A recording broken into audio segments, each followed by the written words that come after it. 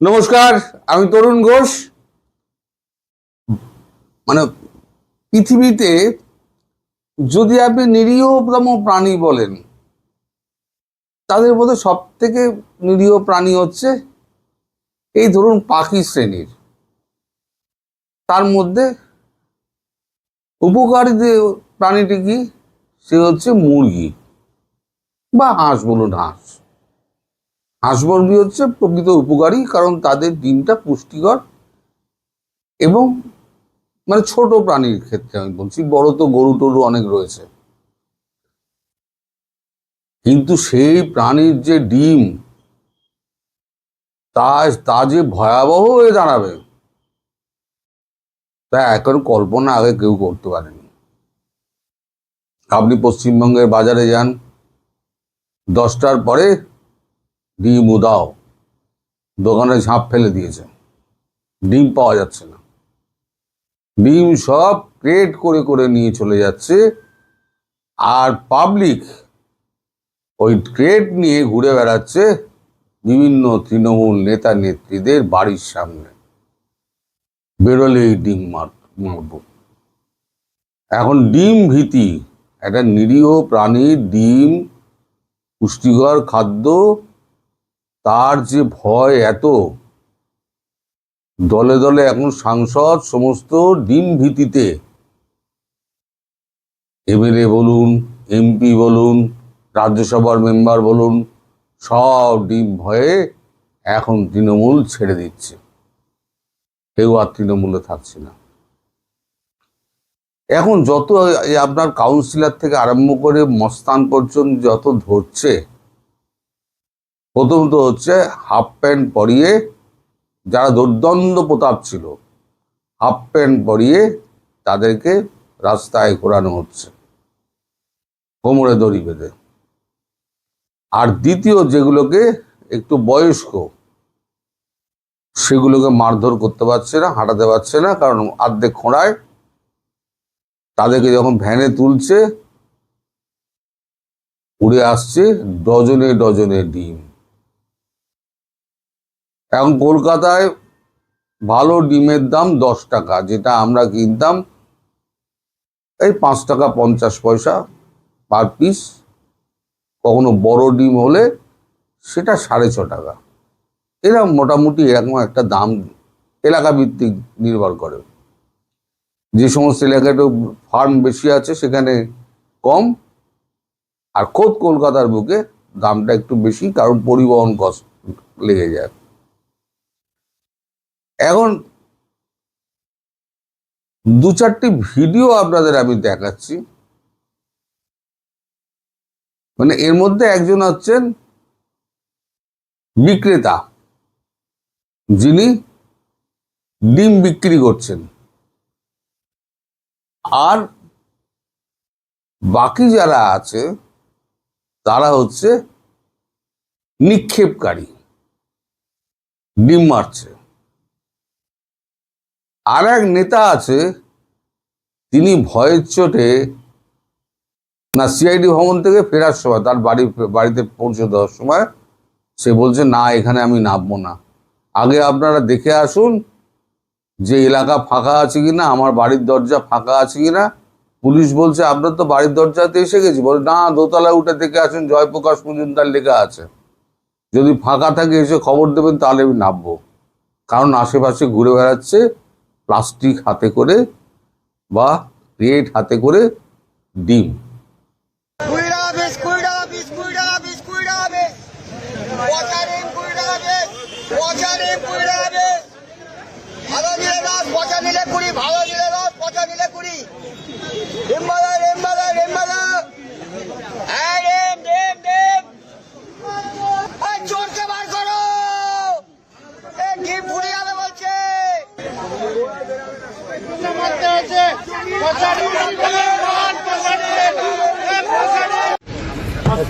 আমি নামবো না, আমি ওদের মধ্যে দিয়ে নামবো না ওখানটাতে। আপনি আছেন তাতে হেনস্থায়ী খবর নিয়ে এদেরকে ভিড় করে, এটার তো কোনো কথা নয়। আমি সেই জন্য আমি নামবো না, মিডিয়ার মধ্যে দিয়ে আমি নামবো না। জোর করবেন না। আপনি ফার্স্ট ফ্লোরে যান, গিয়ে আপনি ছবি তুলে দেখে নিয়ে আসুন। কোনটা আমি জানবো কি করে? একদম লেখা আছে নাম, না লেখা আছে নাম, জয়প্রকাশ মজুমদার লেখা আছে, আমি নামবো না। না দাদা, আপনি জোর করতে পারেন আমাকে, আমি নামবো না, কারণ এই পরিবেশে আমি নামবো না। এখন ডিম কয় প্রকারের? পায়রার ডিম আছে, কাকের ডিম আছে, কোকিলের ডিম আছে, আর মুরগির ডিম আছে। এখন এই বাকি যেহেতু মুরগির ডিম বাদে যে বাকি যে দুটো ডিম আছে সেই দুটো মানে পাড়া খুব মুশকিল, গাছের একবারে কোনায় কোনায় থাকে, সহজলভ্য হচ্ছে, বাজার থেকে কিনে নাও। তা আমি যেটা বলছিলাম, আজকে বাজারে গিয়ে আমি একজন ডিম চেনাশোনা আছে, তাকে জিজ্ঞেস করলাম, ভাই ডিম তাড়াতাড়ি শেষ হয়ে যাচ্ছে কেন রে? বলছে, দাদা কি বলবো, 10টার পরে ডিম পাবেন না, ক্রেটকে ক্রেট বিক্রি হয়ে যাচ্ছে। তাহলে মাল বেশি করে আন। বলে মালের এখন যে খামারি তার কি রোয়াব, তার এখন মাটিতে পা পড়ছে না। তাই বললাম একটু বেশি করে একটু করে মাল দাও। তো বলছে এবার কি কিলিয়ে আমি কিলিয়ে মোরগকে ডিম পাড়াবো? যা উৎপাদন হচ্ছে তাই তো দিচ্ছে আমি। আগে গরমকালে আমাদের বাজারে হাঁসের ডিম বিক্রি হতো না, কারণ গরমে হাঁসের ডিম তাড়াতাড়ি পচে যায়, দোকানিরা তোলে না। এখন সেই ডিম, এখন বাজারে হাঁসের ডিম প্রচুর। হাঁস তো সারা সিজনে ডিম দেয় প্রচুর। হাঁসের ডিম আবার হচ্ছে গিয়ে 50 টাকা পার ডিম। আর পচা হাঁসের ডিমের যে গন্ধ, মুরগির ডিমের গন্ধের দ্বিগুণ, দ্বিগুণ কি 4 গুণ। পচা হাঁসের ডিমের চাহিদা নাকি হু হু করে বাড়ছে। তা আমি দোকানিকে বিশ্বাস করলাম না, আমি গেলাম হাঁসের দোকানে যে ডিম পাওয়া যায় সেখানে, যে মুরগির ডিমও বিক্রি হয়, তার দোকানে খালি। তাহলে হাঁসের ডিম আছে? বললো হাঁসের ডিমও নেই। আর তুমি নাকি 50 টাকা করে বিক্রি করছো পার পিস? বললো হ্যাঁ দাদা, তাই দিয়ে আমি কুলিয়ে উঠতে পারছি না, কারণ খামারই আমায় বিক্রি করছে 25 টাকায়। তা আমি এতটা গিয়ে নিয়ে আসবো, 25 টাকা লাভ করবো না? বাজারে ডিমের এই আকাল। এখন নেতারা এদিক ওদিক চাইছেন, মন্ত্রীরা তো বেরোচ্ছেনই না, যারা মন্ত্রী ছিলেন বেরোচ্ছেনই না। একজন মন্ত্রী, উনি সাহস করে বেরিয়েছিলেন, উজ্জ্বল নস্কর নাকি নাম, তার কি অবস্থা হয়েছে দেখুন। তাকে ডিম মারেনি, ডিমের আকাল, ডিম পায়নি, ডিম মারেনি, কিন্তু তাকে ঘোমটা পড়াবেই। সেও এক দৃশ্য, সেটা একবার দেখুন।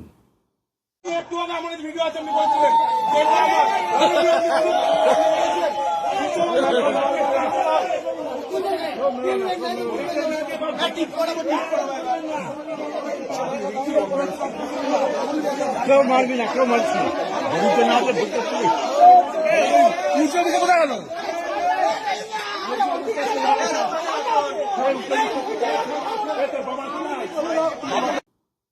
এখন আপনি রোজ খবরের কাগজ খুলুন, নতুন সরকার যে 1 মাস হয়েছে, ফার্স্ট পেজে তার জায়গা পায় না, লিডে তার জায়গা পায় না। বিশ্বকাপ চলছে, এখনো লিডে জায়গা আসেনি। একদিন একটা ছবি দিয়েছিল ফ্রন্ট পেজে, তারপর থেকে সব খেলার পাতা ঠেলে দিয়েছে। এখন শুধু তৃণমূলের খবর, কে কতজন ছাড়লো, কাকে ধরলো, কে পাঠালো পালালো, অভিষেককে কখন ডাকলো, মমতা কি বলল। এখন এই খবরের রোজ, মানে খবরের পাতার প্রথম পাতাটা তৃণমূল একেবারে দখল করে নিয়েছে। এতদিন সব ভ্যাঁ পুন লাগিয়ে সমস্ত গাড়িতে করে ঘুরেছে, আর সমস্ত চুরিচামারি করেছে। এখন পাবলিক পেয়েছে সুযোগ, এখন ডিম মেরে আর পুলিশ বলছে দেখ ভাই, ডিম মারছিস মার, আমাদের গায়ে কিন্তু মারিস না। পুলিশও কিন্তু বাধা দিচ্ছে না, পুলিশের সামনেই করছে। কারণ পুলিশকে তো একদিন ধরে তো মানে কান ধরে উঠবোস করানো হয়েছিল, তাদের তো ধরে ধরে রাখছিল। তারা বলছে মার, ইশারা করে বলছে মার, জায়গায় ফাঁকা করে দিচ্ছে। মানে এখন এই অবস্থা চলছে। সামনে 21শে জুলাই আমাদের মমতা ব্যানার্জির কাছে একটা বড় চ্যালেঞ্জ। 2011 সালে উনি জেতার পর থেকে 21শে জুলাই উনি শহীদ দিবস পালন করেন। রাজা কৃষ্ণচন্দ্রের তো নবরত্ন সভা ছিল, তা এনার হচ্ছে গিয়ে নবরত্ন সভার 4 গুণ। মঞ্চে গিজগিজ করত। আর কলকাতার প্রাণ কেন্দ্রে 4-5 দিন ধরে ওই জায়গাটা ব্লক করে রেখে দিত। পুরো ধর্মতলার মতো জায়গায় ভিক্টোরিয়া হাউসের সামনে 3 মাথার মোড় পুরো ব্লক। 7 দিন আগে থেকে মঞ্চ বাঁধা হচ্ছে, মঞ্চ খোলা হচ্ছে 3 দিন ধরে। ওনার প্রোগ্রাম হচ্ছে 1 দিন, টোটাল 8 দিন, কর্মদিবস নষ্ট। এই বছর তো জায়গা পাবে না। আর দিদির দলের যা হাল এখন, আমি তো আগেই বলেছি, অনেক আগে বলেছি, আপনাদের মনে আছে নিশ্চয়ই। আমাদের কোনো শাখা নেই, এখন 3-4 গাছা পড়ে আছে। ভাইপো পড়ে আছে, ভাইপোর যাওয়ার কোনো জায়গা নেই। কুণাল ঘোষ পড়ে আছে, সুদীপ ব্যানার্জি একদিন ছিল, শেষ পর্যন্ত সেও চলে গেল। আর রইল কল্যাণ বন্দ্যোপাধ্যায় আর মহুয়া মৈত্র রাজ্যসভার, এই তো রয়ে গেছে দলে। এখন 21শে জুলাই যদি ওনাকে ময়দানে করতে হয়, সরকার তো জায়গা দেবে না, 3 মাথার মোড়ে ধর্মতলা বন্ধ করতে দেবে না। আর 21শে জুলাই যদি ময়দানে হয়, 10টা চেয়ারও তো ভর্তি হবে না। যে 21শে জুলাই মঞ্চে একেবারে হুড়োহুড়ি পড়ে যেত, নবরত্ন 4 গুণ সদস্য, তারা মঞ্চে জায়গা দখল করে বসে থাকতো। তো 21শে জুলাই একটা দিদির পরীক্ষার দিন। 21শে জুলাই 21টা লোক উনি জোগাড় করবেন কি করে? কারণ মাস্তানরা কেটে পড়েছে, মন্ত্রীরা ঘরের বাইরে বেরোচ্ছে না, আর যেগুলো পালিয়ে যাওয়ার সেগুলো কিন্তু পালিয়ে গিয়েছে, আলাদা ব্লক তৈরি করে ফেলেছে। তারা বাইরে থেকে বিজেপিকে সমর্থন করবে, কারণ বিজেপি তাদেরকে ভেতরে নেবে না। কারণ আমাদের যা অবস্থা মশাই, এই সমস্ত হয়েছে কিন্তু আপনাদের জন্য। এর জন্য কিন্তু আপনারা দায়ী। এই পথ দেখিয়েছেন কিন্তু আপনাদের আওয়ামী লীগের ওই সে আক্তারকে ডিম মারা, ওইটা সমাজ মাধ্যমে খুব ছড়িয়ে পড়েছিল। ডিম মারার এমন কোনো অপরাধ নেই। এখন সেইটা এখন সংক্রমণের মতো সারা পশ্চিমবঙ্গে ছড়িয়ে গেছে। যেখানে যে পারছে ডিম মারছে মশাই। আর সব থেকে পুষ্টিকর খাবারটা আমরা পাচ্ছি না, যাদের দরকার। শেষ পর্যন্ত আমাদেরকে ডিমের আকালে ভুগতে হচ্ছে। তার জন্য দায়ী হচ্ছে বাংলাদেশ। তার জন্য দায়ী হচ্ছে বাংলাদেশ এবং বাংলাদেশি ভাইয়েরা। আপনাদের জন্য আজকে আমরা ডিম খেতে পারছি না। আমাদের কাছে আপনাদের মার্জনা চাওয়া উচিত যে আপনারা ওই পথ আমাদেরকে দেখিয়েছিলেন। সবাই ভালো থাকবেন, সুস্থ থাকবেন, সাবধানে থাকবেন। নমস্কার।